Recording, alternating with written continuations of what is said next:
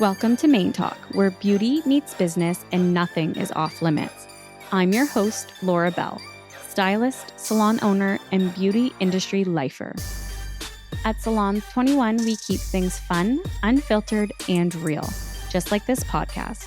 Whether you're here for expert hair advice, industry insights, or just some good behind-the-chair conversations, we want you to feel at home.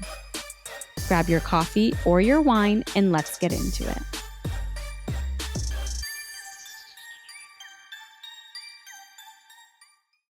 This episode might cause uncontrollable laughter, a few gasps, and flashbacks to our own behind-the-chair disasters.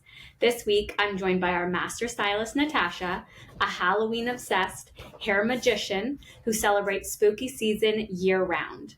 We're sharing our most unforgettable salon horror stories, from color corrections gone sideways to the moments that made us want to hide under the shampoo sink. So grab your coffee or your wine and maybe a sage stick or two, because you're gonna need it.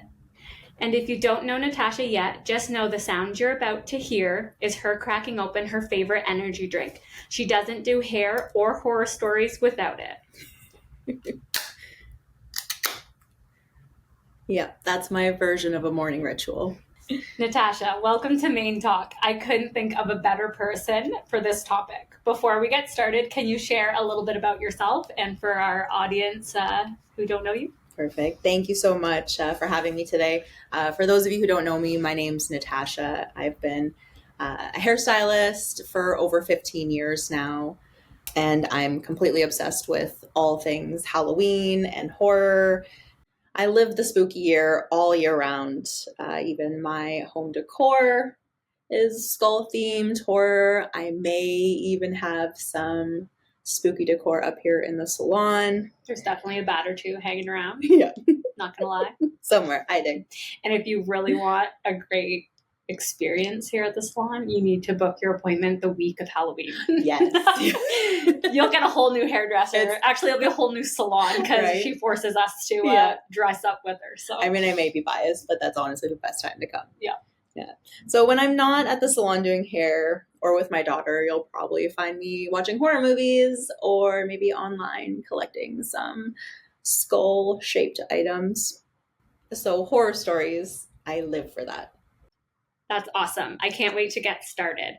I'm going to start us off with one of those moments that stuck with me throughout my career. It still gives me the chills every time I think about it, but like all good horror stories, it came to a lesson that I'll never forget.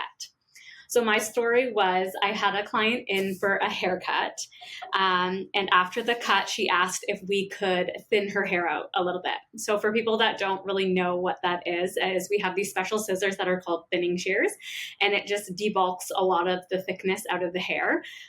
So they have little teeth in them that only take out a certain amount of hair, but not all of it. So as I started underneath like we normally do, I grabbed the wrong scissors. So I grabbed my cutting scissors instead of the thinning shears and cut the biggest chunk out of her hair. And I literally froze and started sweating, and I had no idea how I was going to tell this customer that I just cut the biggest chunk from her hair. Needless to say, I did not tell her. I just told her she had some breakage in the back that we had to just be careful with wearing ponytails near that area and, start taking care of the hair a little bit more back there. And to be honest, I can't believe I did that. And lesson learned, I will never, ever do that again. Every time I pick up the thinning shears, I triple check, even before I do that cut, that it is the right pair of scissors. And every hairdresser, I think, can agree with me that we probably had that whoops moment. And we have some more to share with you guys as well today. So Natasha, do you have a crazy story like that? I got a few. I think we all do. Literally, with being 15 years, I think we can say we do have a few. And we're all humans. We all make mistakes, and we learn from those mistakes. So. Oh yeah, you got to learn from them at the end of the day and grow from it. But oh god, yeah, we all have our own. For me, I had worked at one particular salon doing like my co-op and everything. I moved to a different city, and on my first day on the job, prior to this, I had told the owner what I had experience in and that I was still learning. I was still doing my apprenticeship at that time, and just told her what I had done. So I show up on my first day of work, and she booked me an entire day of basically everything that I had no experience with. And I died a little bit on the inside, but just got to it. So everything actually went really good for the majority of the day. And then my last client, she was in getting, I think it was like highlights or some sort of color service. And she had curly hair. Up until that point, I had not worked with curly hair before. So she wanted to get some bangs. So I was like, yeah, no problem. So her hair's all wet. I comb it out. And I took my first chop. I chopped her bangs right off her face. They were gone. And I literally, if I could have crawled into a hole and died, I would. And to make it worse, it's curly hair. Yeah. So what happens with curly hair? Yeah. It bounces up. So it was short to begin with. I was just so nervous that first day. There was so much. And yeah, it literally was like, it was the babyest of baby bangs. And at least mine was at the back. Yeah. Lady said, you No, yeah, right at the you front. can't hide yours. No. And I tried to fix it as best as I could. And of course, I'm panicking. I'm a young hairstylist, and I couldn't fix it. And I remember blow drying her hair, and I tried to flat iron it like it was gonna give it length. Flat iron it like crazy. Nothing. And I was like, this is it. She's gonna hate me. The owner of the salon is gonna fire me on my first day. Oh my goodness, I'm a horrible hairstylist. And I remember my boss coming around. God bless her. She came over and she saw the lady's bangs, and she's like, oh, I love your bangs. They're so beautiful. She's a liar. And yeah, I would say that was it. And then obviously she never came back to see me, reasonably so. And but then cut to, I think it was like months later, she came and she saw another hairstylist. Lucky for me, like I changed my hair quite a lot. And my hair was a completely different color, and she was talking to the hairstylist next to me, and I knew who she was. She didn't know who I was, and she was saying how the last time that she came here, she's like, obviously that stylist isn't here anymore, or good thing or something like that. And she's like, oh yeah, she cut my bangs right off. It took so long to grow it, and I'm just like sitting there doing hair, like, oh my god, That was me. Panicking, yeah, just like, oh hi. Yeah. And I have to say, I still do this client's hair that I screwed up on. Oh yeah, I She definitely still comes to see me, and I love you for that. And I'm sorry I was never honest with you, but I appreciate right? back. Oh my! She's gonna think back on this time and be like, oh yeah, everything makes sense that now. makes sense Yeah. now. So, oh my gosh, we could definitely talk all day about these different ones. Okay, so we did ask some of our clients to send in some of their hair horror stories that they have experienced over the years. So we're going to share some of those with you guys now. So one of the first ones that I got, she was new in town, and she had gone to a new salon looking for balayage highlights. Yes, everyone, that's how you pronounce it, balayage. Not balayage. Yeah. Balayage. She was hoping for it to be a very natural look, and was assured that the stylist working on her had over 10 years experience with doing this service. After getting her color done and getting the hair washed and blow drying, she noticed that the color was really yellow and brassy and very chunky and unblended on the top. I think we're going to pop like a little picture in here. She did actually send me a picture of the before that I totally forgot about in our chat from a couple years ago. She said she asked the stylist about it after seeing it dried, and she was told that that was normal, and this is what that specific service is supposed to look like, which it is not. It is supposed to be very blended and look very natural. You can have like bolder ones of it, but it's the blend from like the root to the ends that make it like very seamless. She was very nervous to go back and get it fixed at the same place, which is understandably so. So she reached out to Salon 21, and she said that Laura was a lifesaver for squeezing her in for a quick root melt and toner to blend everything out.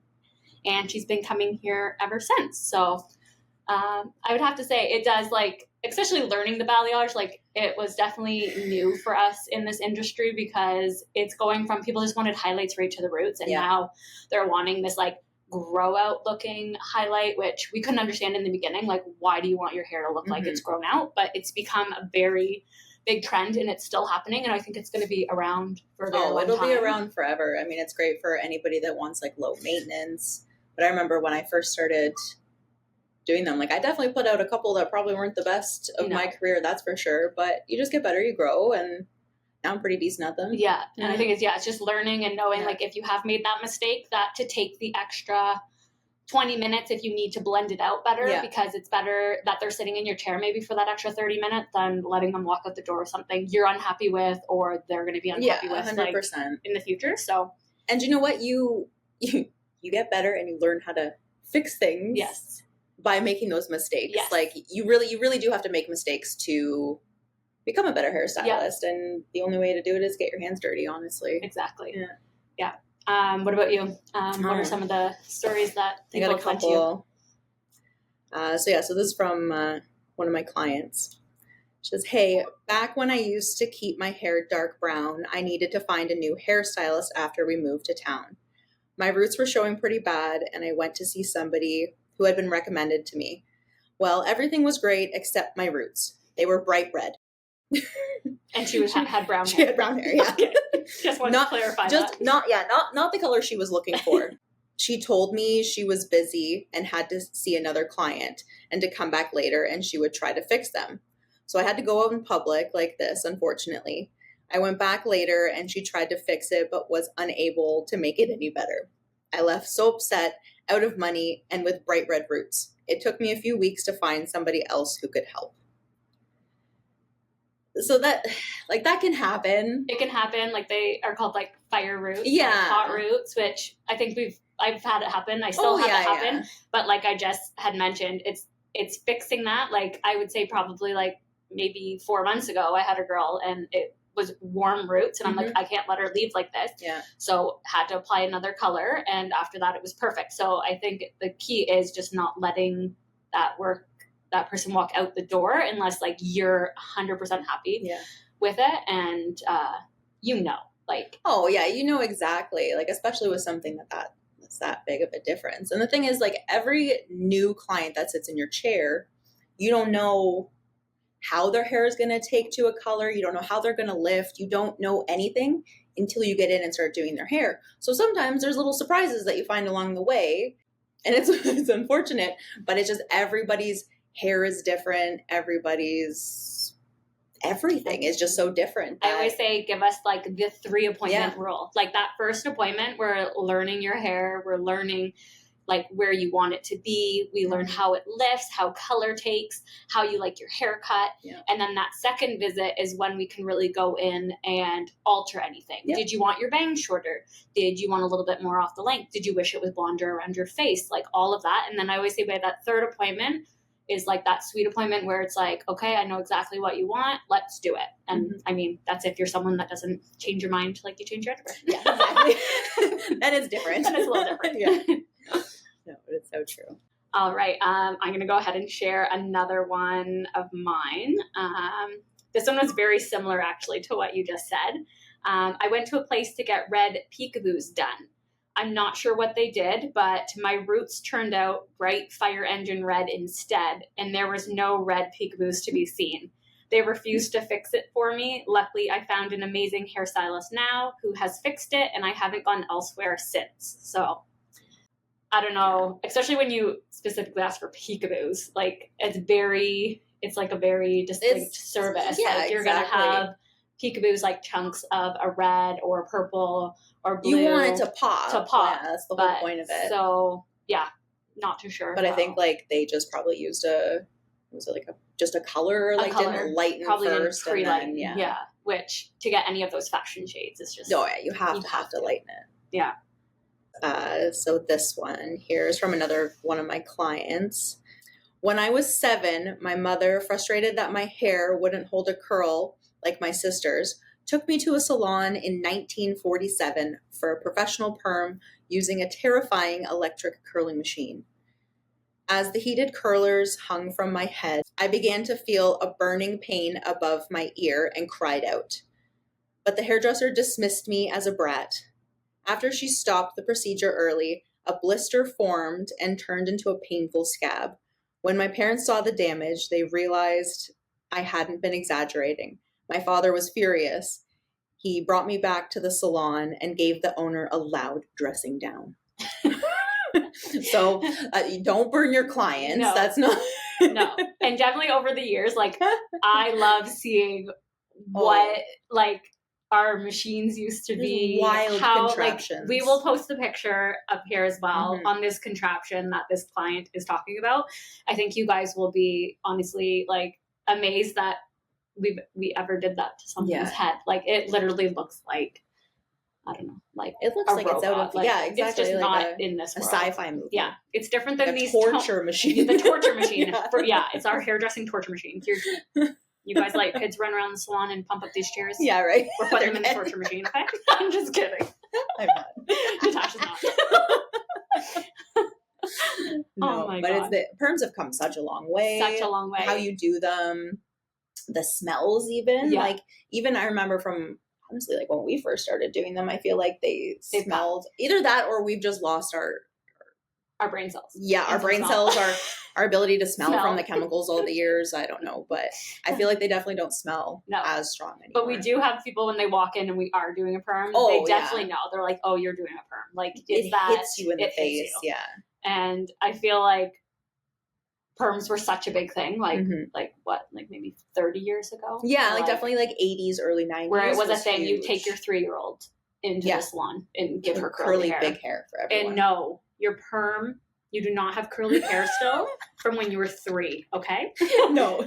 It's not a thing. Your hair's just curly. Your hair's just curly now. It's not from the perm you got when you were 3 and you're now 60, okay? Just throwing it out there. It's amazing the amount of people that think that, though. I've heard that so many times. Yeah. Yeah. That's a myth. No. Okay? Just FYI. Just FYI. I don't want to hear it. All right. I have one more here that a client has shared. This one terrifies me. Thankfully, I have never done this, and I hope to never do this. She wrote in saying, I was getting a shorter haircut, and as the stylist was cutting my hair, she was deep into sharing a story with me, which I'll be honest, we all do. We love to talk, 100%. Tell you a million stories. We'll share the same story over and over again to those 20 clients we have that day. Sorry, Natasha, you probably got sick of hearing me. Oh, God, you've heard the same. It's the same things. You could probably reiterate exactly my story. Oh, here she goes again. Sometimes you have to get creative and change some of the... Just so the stylist beside you gets to hear a new story. So she was sharing a story with me, and her very sharp scissors were snipping away furiously when all of a sudden she caught my eyebrow with the tips of her flying scissors and cut me. Ouch. Not bad enough to need stitches, but it definitely left a mark for a little bit. I don't even know. I can't even relate to this. I think that's like, I mean, we've maybe nicked someone with like the clippers. Like sometimes they bite a little bit, we like to call it. And like your ears, just the little bit of skin there is very... Like the little skin tags and stuff like that sometimes people like where it's like, it might grab on. Yeah. And it's very important to share that too with your stylist. Yeah. Like if we don't know you have like a skin tag or maybe like a mole hiding in your hair somewhere, like it's always a great, like that's great information to share with us. Like our regular clients, we remember kind of where those are and stuff. And same with those bloody earrings. Oh my gosh. Oh, I know. The hoops up here, that's like my biggest fear. And I've caught them, thankfully never like ripped any of that out, but those things are hairdressers' like worst nightmare are those piercings. Well, especially, and I have a lot of clients that have like the full ear. Yeah. Like there's no way you're trying to like brush over top of it and catch it. You know it's there. And the second too, they'll be like, oh, watch my earrings. The second they say that, just don't say it. Yeah. We know it's there. We see it. And we'll still catch it. We'll still do it. Yeah. But yeah, I can say I've never like fully cut anyone. Thank God. Like just knock on wood, yes. I've never cut anybody with my scissors. I think I would have a heart attack if that happened. I'd probably faint on the floor. Yeah. Like I've definitely like with the trimmers, I've gotten a skin tag or two over the years, that's for sure. But the thing, never with my scissors. No. I don't even, that would just be horrible. So whoever that was, I'm sorry that happened to you. Yeah. Sorry for you and your Sorry for stylist, you and your because stylist. they probably still think about it to this day. Yes, it haunts that them is at night. Definitely their horror story. Yeah. Do you have any more to share, or that was my last that was your last one? Yeah. Okay. This is fun. Like, I could keep going. All this. Let me see. I do have another story from one more client. Similar, she needed her roots done, and in desperate need, she went to another salon that she doesn't normally go to. She has a beautiful, like, coppery colored hair, and she came in to the salon here with black roots. Black. I don't know how you take someone from this beautiful coppery ginger color to black roots, but it was definitely a color correction that day for me. So I remember this client actually. And did the hairstylist say anything to them, or just like, welcome to your new black roots? Yeah. Just there you go. Your gray's gone. That's right? What matters. But no. Yeah. So yeah. Like, I don't know. How do you, like, at that point, like, did you grab the wrong color, box? Maybe? Was like, you know what I mean? Yeah. Like, it's because that's not a matter of like the hair just took a little different. Yeah. And I feel like a lot of these stories too that people have written in, they said like they were always too afraid to go back, which is understandable, especially if you're going to just a brand new place where like here I would hope, and I do get them, like I make mistakes. People will text me and be like, you know what, Laura, like it's a little bit darker than I thought. Mm-hmm. Then it's like, okay, like come back and let me fix that. Like I think that's when with building like a relationship with your customers, you feel comfortable enough to say if you liked something or didn't like something. And I would personally prefer you to come to me and say like, oh, it was a little dark or maybe not blonde enough, instead of just like leaving and going somewhere else, because you have to give us the chance to make it right. To correct whatever it was. Yeah. Yeah.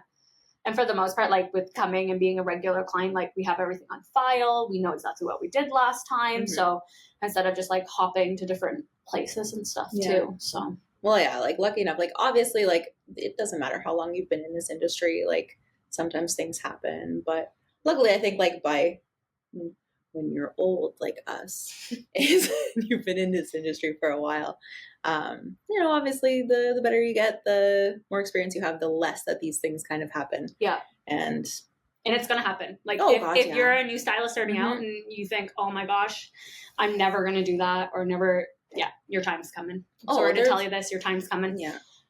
And I've had so many moments like that where it's like, you have this fantastic week, you're slaying hair all week long, everything is great, and then one thing happens and you're like, oh my God, I need to quit hair.